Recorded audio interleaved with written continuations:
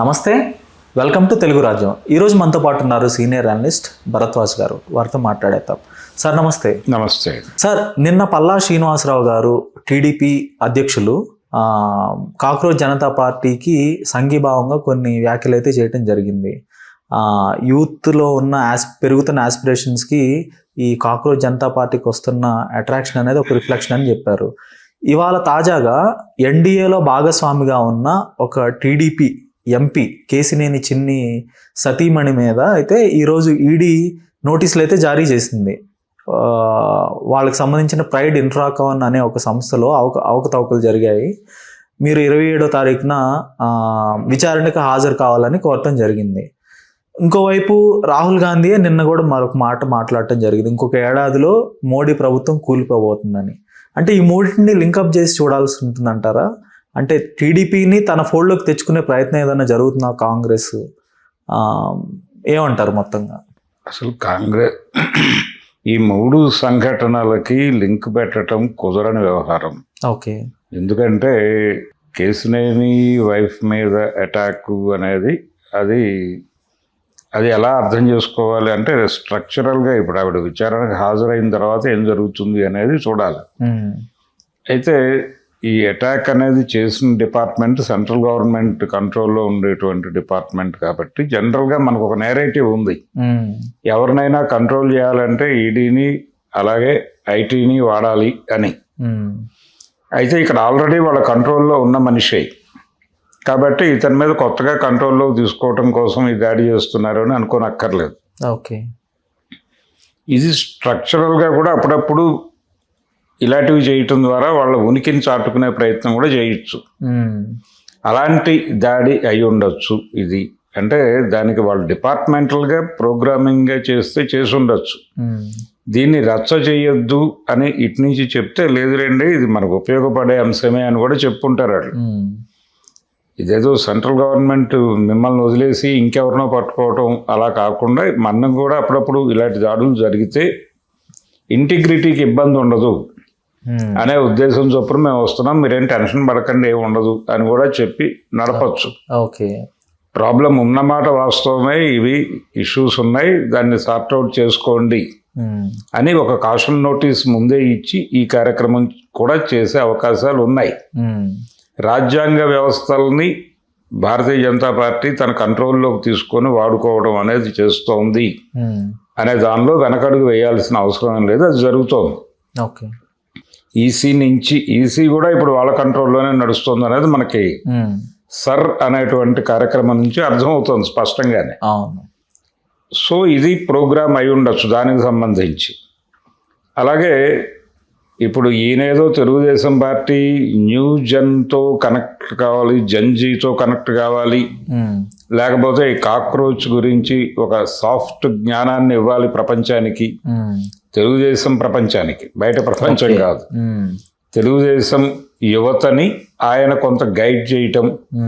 మీరు కనెక్టివిటీలో ఉండండి. ఇప్పుడు ఆయన ఎలాగైతే నరేంద్ర మోడీ గారు మీరందరూ ఫోనుల్లో దూరి బొద్దింకలతో కాంటాక్ట్ అవ్వండి అని అలా చెప్పాడు, అలాగే ఇక్కడ తెలుగుదేశం పార్టీని కూడా ఫోనుల్లోకి వెళ్ళి బొద్దింకలతో సంబంధాలు పెట్టుకోండి అన్న పద్ధతిలోనే అర్థం చేసుకోవాలి ఆయన కూడా అని. ఓకే. అయితే ఈ బొద్దింకలు అనే లింకులో రాహుల్ గాంధీ వీళ్ళకేదో ట్రాప్ వేస్తున్నాడా అని ఏదో అన్నారు మీరు, అదే కాదు గొడవ. ఓకే. అంటే బొద్దింకలు ప్రస్తుతం అంటే టీడీపీని తమ ఫోల్డ్లోకి తెచ్చుకోవాలి, టీడీపీ అనేది కాంగ్రెస్ వైపు ఎలా చూస్తుంది? అసలు ఆంధ్రప్రదేశ్లో వాళ్ళ ప్రధాన ఉనికి ఉంది, అక్కడ కాంగ్రెస్ రూపం ఏముంది? అసలు కాంగ్రెస్ని నడిపించింది ఎవరు? మొన్న ఎన్నికల్లో చంద్రబాబు నాయుడు గారు నడిపించారు. చంద్రబాబు నాయుడు గారు అంటే ఒక 2 పెట్టెల రైలు నడిచింది 24 ఎన్నికల్లో. ఒక బోగీలో బీజేపీ, జనసేన, టీడీపీ, ఇంకొక బోగీలో కాంగ్రెస్, లెఫ్ట్. ఈ 2 బోగీలకి ఇంజన్ చంద్రబాబే. కనుక కాంగ్రెస్ పార్టీకి ప్రధానంగా ఉపయోగపడింది తెలుగుదేశం మీడియా. షర్మిల గారు ఏం మాట్లాడినా చంద్రబాబు గారి ప్రకటన 2వ పేజీలోకి నెట్టేసి ఆవిడని ఫ్రంట్ పేజీలోకి తీసుకొచ్చిన చరిత్ర ఉంది మనకి. అంటే వాళ్ళు ఆవిడ భుజం మీద తుపాకీ పెట్టి జగన్ని కొట్టే కార్యక్రమం సక్సెస్ఫుల్గా చేశారు. కనుక కాంగ్రెస్ పార్టీ చంద్రబాబు మీద ఆధారపడటానికి వాళ్ళ బుర్రలో మొలిచిన ఆలోచన ఏంటంటే కాంగ్రెస్ పార్టీని జగన్ మింగేశాడు కాబట్టి జగన్ని తొలగిస్తే తిరిగి మన కేడర్ మన దగ్గరికి వస్తుంది, తిరిగి మన ఆంధ్రరత్న భవన్ కళకళలాడుతుంది. అలాగే జగన్ చెల్లెల్ని గనక మనం ఒక పొజిషన్లో కూర్చోబెడితే ఆ అడ్వాంటేజ్ కూడా వచ్చి మనకి మన ఆఫీస్ నుంచి ఖాళీ వెళ్ళిన ప్రతి ఒక్కడు వెనక్కి వస్తాడు అని ఒక భ్రమతో ఆ కార్యక్రమం నిర్వహించి, అది భ్రమ అనేటువంటి విషయం వాళ్ళకి అర్థమైంది గత 2 ఏళ్ల అనుభవంలో. అయితే ఈ మధ్య షర్మిల గారు ఏదో డ్రామా చేస్తున్నారు, రోడ్ల మీదకి వెళ్ళి రచ్చబండలు ఇలాంటివి అడపా చేస్తున్నారు. ఈ గొడవ ఏంటంటే రాజ్యసభ ఏదో ఒకటి ఆశిస్తోంది ఆవిడ, దాని గురించిన కసరత్తు రేపు వేకెట్ అవుతున్నాయి. రాజ్యసభ సీట్లు చాలా ఖాళీ అవుతాయి. ఆ ఖాళీ అవుతున్న సీట్లలో ఎక్కడో చోట ఏ కర్ణాటక నుంచో తోసేస్తారు, ఏ తెలంగాణ నుంచో తోస్తారు అనేటువంటి ఒక ప్రోగ్రాంలో ఆవిడ యాక్టివేట్ అయి కనిపిస్తున్నారు. మొన్నటిదాకా ఆవిడ అక్కడే ఉన్నారు.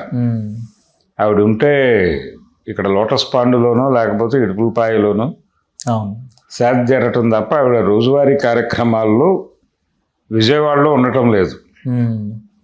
అది ఆవిడ గొడవ. అంటే కాంగ్రెస్ పార్టీని గైడ్ చేసినోడు చంద్రబాబు. ఇప్పుడు కాంగ్రెస్ పార్టీ ఫోల్డ్లోకి వెళ్ళటం ఏంటి, వెళ్తే రాహుల్ గాంధీ గారు రావాలి. కానీ ఇప్పుడు రాహుల్ గాంధీ గారి స్ట్రైచర్ చంద్రబాబు నాయుడు గారిని భరించే స్థాయి కాదు, చంద్రబాబు నాయుడికి భరోసా కల్పించే స్థాయి అంతకంటే కాదు. ఇదివరకు రోజుల్లో చంద్రబాబు చక్రం తిప్పే రోజుల్లో ఆయనతో కలిసాడంటే అర్థం ఉంది. ఇప్పుడు ఆయన చక్రాలు విక్రాలు అన్నీ అటకెక్కించేశాడు. అటకెక్కించేసి చాలా క్లియర్గా ఆయన భారతీయ జనతా పార్టీకి నమ్మదగిన మిత్రుడిగా మారటం అనే పనిలో ఉన్నాడు, మారిపోయాడు. వాళ్ళలో కొంత కాన్ఫిడెన్స్ వచ్చింది. ఇప్పుడు కాంగ్రెస్ పార్టీని ఎలా వీకెండ్ చేయాలి, సౌత్లో దానికి ఉన్న కొద్దిపాటి బేస్ని ఎలా పీకాలి, ఆ బేస్ని బీజేపీకి ఎలా ఉపయోగించాలి, లేకపోతే ఎన్డీఏకి ఎలా ఉపయోగించాలి అనే వ్యూహ రచనలో ఒక సైన్యాధ్యక్షుడి పాత్రలో చంద్రబాబు ఎమర్జ్ కాబోతున్నాడు అనేది వాస్తవం. నరేంద్ర మోడీ గారు 2 గంటలు వారి ఇంట్లో కూర్చుని చేసిన బోధ అదే. ఆపరేషన్ సౌత్లో నువ్వు కీలకంగా ఉండాలి, ఎందుకంటే నువ్వు రేవంత్ని ఇన్ఫ్లుయెన్స్ చేయగలవు తెలంగాణలో, కర్ణాటకలో డీకే శివకుమార్ని ఇన్ఫ్లుయెన్స్ చేయగలవు. సో వీళ్ళిద్దరినీ పట్టుకొని స్టాలిన్ని జత చేసుకుని సౌత్ని కాషాయంలోకి నడిపించడానికి ఒక పథక రచన చెయ్యి. మీ అబ్బాయిని ముఖ్యమంత్రిని చేసేసుకో, నువ్వు వచ్చి మాకు ఈ ఊడిగం చెయ్యి అని చెప్పారు. వారు ఓకే చెప్పారు. ఆ మేరకు ఆపరేషన్ మొదలైంది. అక్కడ చంద్రబాబుతో మాట్లాడిన తర్వాతే వేదికనెక్కి వచ్చే ఎన్నికల్లో నేను ఇక్కడ భారతీయ జనతా పార్టీ మంత్రివర్గంతో ప్రమాణ స్వీకారం చేయిస్తాను, బెంగాల్లో చేసి వచ్చినట్టుగా అని చెప్పాడు. ఆ చెప్పడానికి కావలసినటువంటి కాన్ఫిడెన్స్ని చంద్రబాబు నాయుడుతో జరిగిన సమావేశం ఇచ్చింది ఆయనకి. అందుకని చంద్రబాబు నాయుడిని కాంగ్రెస్ పట్టుకోవడం అనేది తప్పు, రాంగ్ అంచనా. కాంగ్రెస్ పార్టీ కానీ రాహుల్ గాంధీ కానీ ఇప్పుడు ఆయనకి కంటికి కనిపించే పరిస్థితి కూడా లేదు. కాకపోతే చంద్రబాబు నాయుడికి కూడా రకరకాల వ్యూహాలు ఉంటాయి.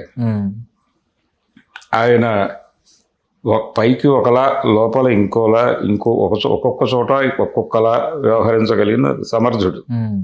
ఈ సమర్థత గురించి బీజేపీకి భయం.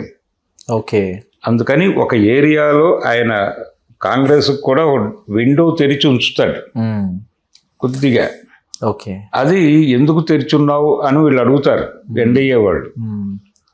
మనకేదైనా ఉపయోగం చేకూరుతుందేమో అని ఆ తలుపు తీసుంచానని చెప్తాడు. అని వాళ్ళు ఓకే చెప్తారు. అలా ఎప్పుడైనా సరదాగా ఆ కారిడార్లోకి వెళ్ళి వాళ్ళని పలకరిస్తాడు. ఓకే. అంటే దానికి ఒక ఉదాహరణ కూడా చెప్తాడు ఆయన. ఎవరంటే మొన్న మనకి కాలికి బలపం కట్టుకుని మనకు గెలిపించడం కోసం వాళ్ళ అక్క చెల్లెలు ఇద్దరు తిరిగారా లేదా రోడ్ల మీద పడి. అవును. ఏది షర్మిల గారు, సునీత గారు. కాబట్టి ఆ మాత్రం విండో తెరవకపోతే ఎలాగా అవును అని కూడా కోప్పడతాడు. అట్ ది సేమ్ టైం ఆ తెలంగాణలో ముఖ్యమంత్రి కూడా ఇప్పుడు బీజేపీతో సఖ్యతగా ఉంటున్నాడు, కాంగ్రెస్ ముఖ్యమంత్రి. అదే దాని వెనకాల స్కీమింగ్ అండి, దాని వెనకమాల స్కీమింగ్ ఈయనే, చంద్రబాబే. చంద్రబాబుకి తెలంగాణ, కర్ణాటక ఈ 2 చోట్ల కాంగ్రెస్ పార్టీని నెమ్మదిగా తప్పించి అక్కడ ఇక్కడ కూడా కాషాయ గుడ్డ కట్టించేస్తే ఆ తర్వాత తెలుగుదేశం అంటే చంద్రబాబు నాయుడు గారి భయం ఏంటంటే ఆంధ్రప్రదేశ్లో కూడా పసుపు వేస్తారే, కాషాయం వేస్తారేమో అని భయం.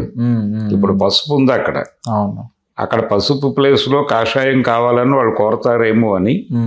పసుపుకి కాషాయానికి దగ్గర పోలికలు ఉన్నాయండి, మేముంటే మీరున్నట్టే అనే భావన కలిగించి అక్కడ తన కొడుకు ప్రభుత్వాన్ని సక్రమంగా నడిపించుకోవాలి అనే బాధ్యతతో ఆయన మరింత సరెండర్నెస్ ప్రదర్శిస్తున్నాడు, లొంగుబాటు తత్వాన్ని ప్రదర్శిస్తున్నాడు. ఇది చంద్రబాబు నాయుడు తాజా స్థితి. అందుకని మొన్న నాగేశ్వర్ గారి ఎపిసోడ్లో కూడా అది జరిగిన, నాగేశ్వర్ గారు చెప్పిన సన్నివేశం ఎన్నికల ఫలితాలు వచ్చిన కొత్తలో అయి ఉండొచ్చు. ఓకే. ఇప్పుడు ఆ సీన్ ఉండదు. ఇప్పుడు అది రిలవెంట్ కూడా కాదేమో. ఇప్పుడు ఏ సంబంధం లేదు ఆ సీన్కి. ఆ రోజున ఉంది, ఆ రోజు జరిగి ఉండొచ్చు, దానిలో పెద్ద మొహమాట పడాల్సిన అవసరం లేదు. అప్పుడు అలాగే మాట్లాడతాడు ఆయన. ఆ రోజున ఉన్న కండిషన్స్లో అమిత్ షా గారి స్టేట్మెంట్ కరెక్టే. ఈయన ఏదో ఎగ్జాగరేట్ చేసో దుర్మార్గంగానో చెప్పాడని మాట్లాడుతున్న వాళ్ళు దుర్మార్గులు, కానీ నాగేశ్వర్ కరెక్టే. ఓకే. కానీ ఇప్పుడు మీరు అంటున్న దాని ప్రకారం చంద్రబాబు కూడా ఒక శాశ్వత మిత్రుడు అయిపోయాడు, జగన్ శాశ్వత మిత్రుడే, ఇద్దరు శాశ్వత మిత్రులే. సో వీళ్ళిద్దరిని పవన్ కళ్యాణ్ కూడా శాశ్వత మిత్రులు. ఇప్పుడు ఇన్స్టాంట్ ఫ్రెండ్స్ అయితే లేరు ఏపీలో, అందరూ శాశ్వత మిత్రులే ఉన్నారు బీజేపీకి. అవును, అందుకే భయం. ఇప్పుడు అక్కడ అందరూ మనోళ్లే, మొత్తం అందరూ కలిపి వాళ్ళని కాషాయంలోకి నెట్టేసి మన ప్రభుత్వాన్ని, కమలం ప్రభుత్వాన్ని ఏర్పాటు చేయటం లాంటి స్కీమ్ ఏదైనా ఆలోచిస్తుందా బీజేపీ? లేదు, చంద్రబాబు వీక్ అవుతున్నాడు కాబట్టి ఆ పార్టీని కబ్జా చేసి ఇప్పుడు అక్కడ ఏడీఎంకేని ఎలా పీకారో అలాగే అలా జగన్ని, పవన్ని, బాబుని అందరినీ వీక్ చేసి కంట్రోల్లోకి తీసుకుని ఏదైనా చేస్తారేమో. ఒకవేళ అదే జరిగితే, వీళ్ళు కనుక తిరుగుబడితే, అప్పుడు కాషాయం ఆపరేషన్ స్ట్రైట్గా జరిగి బీజేపీ ఒకవేళ ఏదో టక్కుటమ్మార విద్యలు ప్రదర్శించి గెలిస్తే వాళ్ళకు ఒక ముఖ్యమంత్రి అభ్యర్థి కావాలి కదా. ఆ ప్లేస్లో తన ముఖాన్ని ఇంప్లాంట్ చేసుకోవడానికి రఘురామకృష్ణరాజు తాపత్రయపడుతున్నాడు అక్కడ. ఆయన ఎందుకు రాముడి గుడి ఎందుకు కట్టాలి? ఆయనకి ఏం పని? జాతీయ దేవుడు రాముడిని పట్టుకొచ్చి ఆకివీడిలో కట్టి తీరతాను, నాకు బొట్టు లేని మహిళ అందరూ వచ్చి నన్ను ఇబ్బంది పెట్టారు, ఈ పిచ్చి మాటలన్నీ ఎందుకు మాట్లాడుతున్నాడు ఆయన? భారతీయ జనతా పార్టీ ఒకవేళ ఏపీలో ప్లాంట్ చేయదలుచుకుంటే వాళ్ళకి సీఎం అభ్యర్థిగా తన ముఖం కనిపించాలి అనే పిచ్చితో ఆ పని చేస్తున్నాడు ఆయన. అవన్నీ అయ్యే వ్యవహారాలు కాదు. ఆయన రాముడికి గుడి కట్టినంత మాత్రం రాముడు కూడా వెళ్ళి నరేంద్ర మోడీని కన్విన్స్ చేసే కండిషన్లో లేడు. కనుక ప్రస్తుతం చంద్రబాబు నాయుడు, రాహుల్ గాంధీ ఈ బంధం ఇలాంటివేవి లేవు సన్నివేశంలో. వచ్చే ఎన్నికల్లో బీజేపీ వీక్ అయిపోతుంది అనే నమ్మకం కూడా కలగట్లా. రెండోది, ఇది టైం కాదు. మొన్న 5 రాష్ట్రాల ఎన్నికల్లో వాళ్లే లబ్ధి పొందారు, వాళ్ళు ఇప్పుడు స్వింగ్లో ఉన్నారు. వచ్చే ఏడాది జరగబోయే పంజాబ్ ఎన్నికల్లో కూడా గెలవబోతున్నాం అనే కాన్ఫిడెన్స్తో ఉన్నారు వాళ్ళు. కనుక ఇప్పుడు వాళ్ళని కాదన్నవాడు మూర్ఖుడు. సో కేసినేని చిన్ని గారి సతీమణి మీద ఈడీ కేసులు పెట్టడం, రైట్స్ చేయటం, సో ఇదంతా కూడా పెద్దగా సీరియస్గా తీసుకోవాల్సిన అవసరం లేదంటారు. స్ట్రక్చరల్గా మేము ఎవరితోనైనా ఇలాగే ఉంటామని చెప్పుకోవడానికి వాళ్ళకి కావాలి కదా కొన్ని. అలా మేము ఎవరన్నా రేపు పొద్దున వెళ్ళి ఏవైసీపీ వాళ్ళ మీద దాడి చేస్తారు వీళ్ళు. లేకపోతే ఏ కమ్యూనిస్ట్ పార్టీతో సంబంధాలు ఉన్నాయనో ఎవరి మీద దాడి చేస్తారు. దాడి చేసినప్పుడు ఇదేదో కావాలని దాడి చేస్తున్నారు వీళ్ళు, మా భాగస్వామి పక్షం మీద కూడా మేము దాడి చేశాము, మేము అక్కడ చేసింది ఏంటంటే నీకు అది కనిపించలేదా పేపర్లో, మేము ఏమన్నా ఊరుకున్నావా అని చెప్పుకోవడానికి కొన్ని కేసులు కావాలి. ఓకే, అందుకని ఇలాంటి దాడులు అడపా చెయ్యాలి. ఓకే, చేస్తే వాళ్ళ ఇంటిగ్రిటీ నిలబడుతుంది జనాల్లో. ఇది చేసినప్పటికే అదేదో పోతుంది అనుకోకూడదు, అది ఉంటుంది జనాల మనసుల్లో. వీళ్ళని ఆపరేట్ చేసే దేవుడు ఢిల్లీలో ఉన్నాడు, వాడికి ఇబ్బంది కలిగితే వాడు ఎక్కడ ఉన్నా దాడి చేయిస్తాడు అనేది వాస్తవం. కానీ అడపా ఇలాంటి పనులు కూడా జరగాలి. స్ట్రక్చరల్గా వాళ్ళకి ఆల్రెడీ కాషన్ నోటీస్ ఇచ్చి ఉంటారు. బాబు మొన్న 3-4 ట్రాన్సాక్షన్స్లో మీ దగ్గర నుంచి ట్యాక్స్ అట్రాక్ట్ కాలేదు, అదే మేము అడుగుతాం, దానికి సమాధానం ఇన్ రిటర్న్ ఇవ్వమని అడుగుతాం, ఇన్ రిటర్న్ ఇవ్వండి, మీ సిఏ ఎవడో చూసుకుంటాడు కదా వచ్చి ఓ రిప్లై పడేయమనండి, ఒక అదేదో పేమెంట్ ఇచ్చేయమనండి, క్లోజ్ అయిపోతుంది వ్యవహారం. కానీ మేము వచ్చి అక్కడ గొడవ చేసిన తర్వాతే ఇది జరగాలి. మేము అక్కడికి వస్తాం, మీడియా ఫోటోలు తీస్తుంది, లోపలికి వచ్చి మేము మీ చేయి పోసిన కూల్ డ్రింక్ తాగేసి తిరిగి వెళ్ళిపోతాం, తర్వాత మీ సిఏ వచ్చి అదేదో అప్రోచ్ అవ్వమనండి, అయిపోతుంది, క్లోజ్ అయిపోతుంది అని కూడా చెప్పుంటారు స్క్రిప్ట్ ఎక్కడో కలిసి. అందుకని దాని గురించి ఆందోళన పడక్కర్లేదు. తెలుగుదేశం పార్టీ అదేదో టువర్డ్స్ కాంగ్రెస్ మూవ్ అవుతోంది కాబట్టి ఈ దాడి జరిగింది అనుకోవడానికి అసలు సంబంధమే లేదు.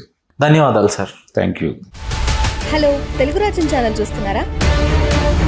సామాజిక రాజకీయ జీవన చిత్రణే తెలుగు రాజ్యం. అతిశయోక్తులు అసత్యాలు ఉండవు. రాజకీయ కోణం కాదు, ప్రజా కోణమే కొలబద్ద. తెలుగు రాజ్యం వీక్షణ మీ ఉత్తమ అభిరుచికి నిదర్శనం.